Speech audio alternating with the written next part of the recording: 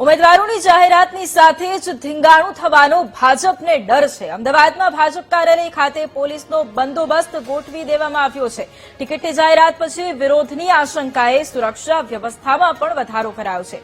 ખાનપુર ભાજપ કાર્યાલય ખાતે special purpose vehicle અને 2 પીસીઆર વાન પણ તૈનાત કરવામાં આવી છે।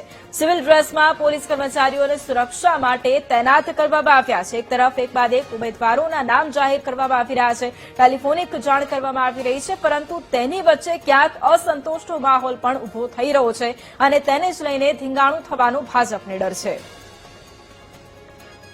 અને આજ મુદ્દે સંવાદદાતા પાર્થ લાઈવ જોડાઈ ગયા છે। પાર્થ, એક તરફ ઉમેદવારોની જાહેરાત એક બાદ એક કરવામાં આવી રહી છે, પરંતુ તેની વચ્ચે ક્યાંક અસંતોષની લાગણી પણ ઘણી બધી જગ્યાએ છે, જેના કારણે ધીંગાણું થવાનો ડર ભાજપને છે। એના જ કારણે શું સુરક્ષા વ્યવસ્થા ગોઠવવામાં આવી છે અને કેવો માહોલ છે?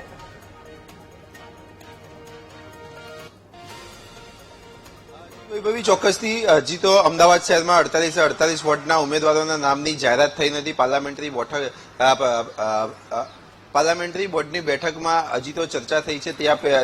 તે પહેલા જ અમદાવાદ જે ખાનપુર કાર્યાલય છે કમલમની બહાર પોલીસનો ખાસ બંદોબસ્ત ગોઠવી દેવામાં આવ્યો છે। 2 પીસીઆર વાન અને એક સ્પેશિયલ પર્પઝ વ્હીકલ અત્યારે અહીંયા સ્ટેન્ડ બાય કરી દેવામાં આવ્યું છે। દર વખતની જેમ વાત કરીએ કે જ્યારે ભાજપ અમદાવાદ શહેરમાં કોર્પોરેશનની ચૂંટણી દરમિયાન ઉમેદવારોની જાહેરાત કરતા હોય છે, ત્યારે અહીંયા કમલમ ખાતે ખાસ વિરોધ કરવા માટે કાર્યકર્તાઓ આવી જાય છે। ત્યારે આ વખતે કોઈ પણ વધારે પડતો જે વિરોધ છે તે વિરોધ ન થાય તેને ધ્યાનમાં લઈને પહેલેથી જ અમદાવાદ ના જે ખાનપુર કાર્યાલયની બહાર અત્યારે પોલીસને સજ્જ કરી દેવામાં આવી છે। મહત્વની વાત કરવામાં આવે તો સાંજના 5 વાગ્યા બાદ ગમે ત્યારે અહીંયા ચૂંટણીની જે કહી શકાય કે ઉમેદવારોની સત્તાવાર જાહેરાત થઈ શકે છે, ત્યારે તે જાહેરાતને લઈને અહીંયા વિરોધ થઈ શકે છે। અત્યારે હાલમાં અમદાવાદ જિલ્લામાં પણ અનેક જગ્યા ઉપર વિરોધ થઈ રહ્યો છે। વિરોધને પગલે અત્યારે અહીંયા ખાસ પોલીસનો ખાસ બંદોબસ્ત પણ ગોઠવી દેવામાં આવ્યો છે।